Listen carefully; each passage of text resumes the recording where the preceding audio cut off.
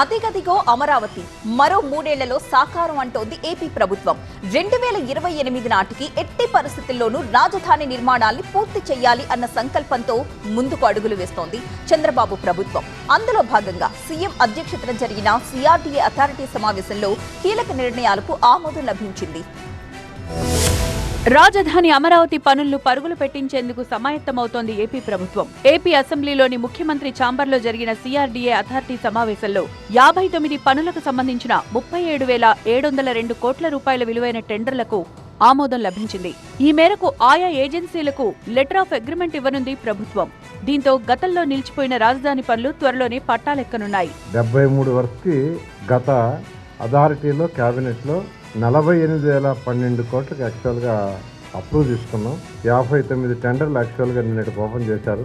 37,702.15 కోట్లు ఆ tender value నిన్న ఓపెన్ చేసాం.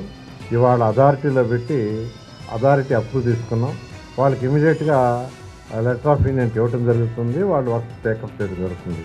రాజధాని అమరావతిపై వైసీపీ పదే తప్పుడు ప్రచారం చేస్తోందని మండిపడ్డారు మంత్రి Narayana. Amaravati self finance project అని మరోసారి స్పష్టం చేశారు. రాజధాని నిర్మాణానికి ఇప్పటి వరకు 31,000 కోట్ల నిధులు సేకరించామని, అభివృద్ధి పనులు పూర్తయ్యాక భూములమ్మి ఆ రుణాలతో పాటు వడ్డీలను కూడా చెల్లిస్తామన్నారు. ఫైనాన్స్ డిపార్ట్మెంట్ వాళ్ళు బడ్జెట్ తయారు చేసేటప్పుడు ఈ ఇయర్కి 6,000 కోట్లు మార్చేస్తామని పెట్టారు.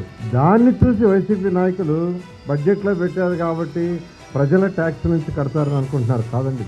రాజధానిలో 73 పనులకు సంబంధించి సిఆర్డీఏ అథారిటీలో ఇప్పటికే అనుమతి లభించింది. వీటిలో ఎన్టీఆర్ విగ్రహం, ఐకానిక్ బ్రిడ్జ్, కరకట్ట రోడ్డు వంటి 19 పనులు పెండింగ్ లో ఉన్నాయి. వాటి విలువ సుమారు 16,871 కోట్లు. వీటికి సంబంధించి ఇప్పటికే అంచనాలు పూర్తయ్యాయి. మార్చి నెలాఖరులోపు ఈ 19 పనులకు టెండర్లు పిలిచేందుకు సన్నాహాలు చేస్తోంది ప్రభుత్వం. మరోవైపు అమరావతి నగరంలో ప్రస్తుతం సిఆర్డీఏ దగ్గర 6,203 ఎకరాల భూములున్నాయి. వీటిలో దాదాపు 1,300 ఎకరాలను వివిధ సంస్థలకివ్వనుంది ప్రభుత్వం.